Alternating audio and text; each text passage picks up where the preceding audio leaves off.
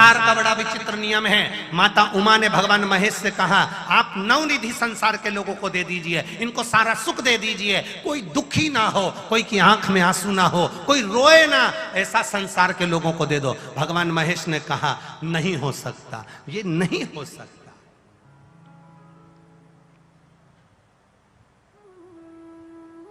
ये नहीं होगा।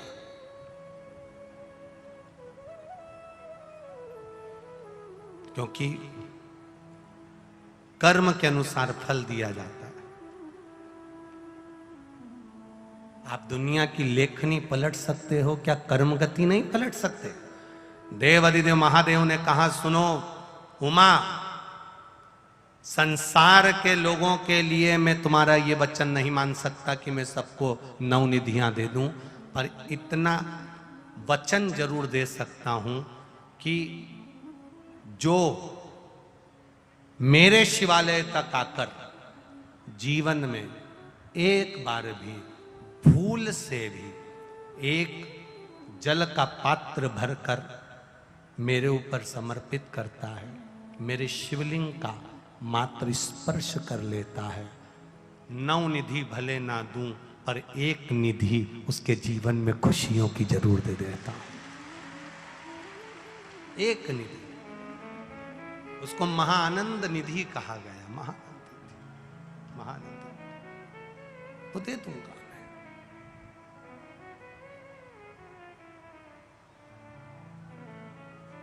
आप उसके मंदिर तक गए हो, उसके देवालय तक गए हो,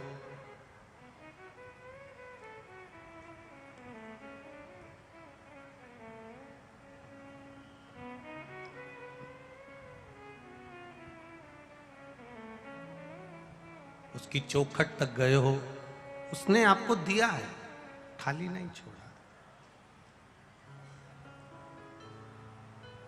शीश भोले के गंगा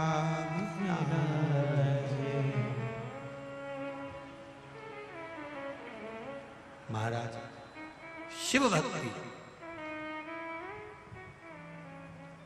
भोले को, भोले बाबा को मना कर देख, सारे दुख मिट जाएं। आप भक्ति में जब रमे, भजन में जब रमे, संकीर्तन में जब रमे, कीर्तन में जब रमे, शिव की भक्ति की ओर जब रमते हैं तो शिव एक निधि आपको दे देते हैं। एक निधि, और वो आनंद की निधि मेरा देवाधिदेव महादेव आपको दे देता है। आनंद की। पार्वती जी ने, मां उमा ने कहा कि आप नवनिधियां संसार के लोगों को नहीं दे सकते। शिव जी कहते हैं, देने को तैयार हूं, बस विश्वास दृढ़ हो, भरोसा पक्का हो। भरोसा पक्का हो, विश्वास दृढ़ हो, मिल जाए।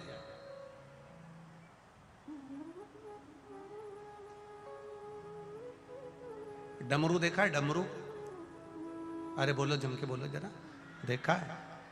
उसको ऐसे पकड़कर ऐसे ऐसे बजा देते हैं, देखा हो आपने? वो बजाया भैया ने, ठीक है। अब वो डमरू जो बजता है ना, उसमें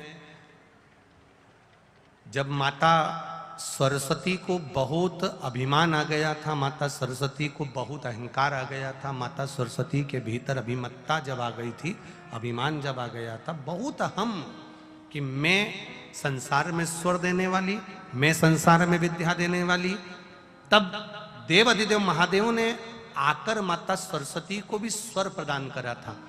14 बार डमरू का नाद कर कर माता सरस्वती को स्वर दिए थे। जब 14 बार डमरू भगवान देवाधिदेव महादेव ने बजाया था, तो उसमें से हमारे वेदों के, हमारे शास्त्रों के श्लोकों के अक्षर प्रकट हुए थे। अर्थात शिव महापुराण की कथा कहती है, केवल शिवालय में जाकर शंकर भगवान का मात्र स्पर्श कर लेने से, मात्र स्पर्श कर लेने से,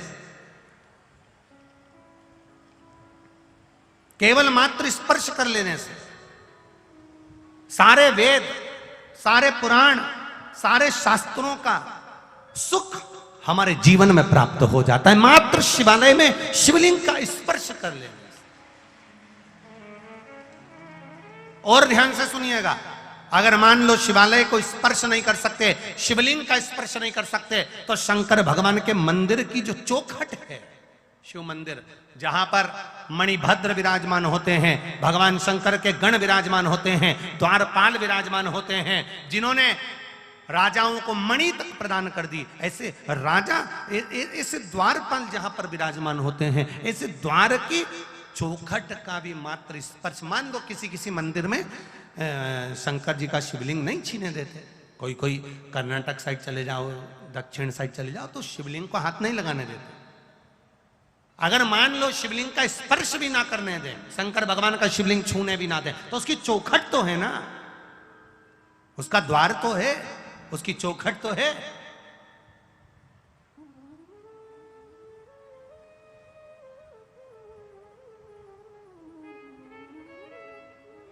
केवल चौखट का स्पर्श, चौखट का मात्र स्पर्श कर लेने पर भी शिवलिंग के स्पर्श का फल प्राप्त हो जाता, केवल चौखट का स्पर्श कर लेने।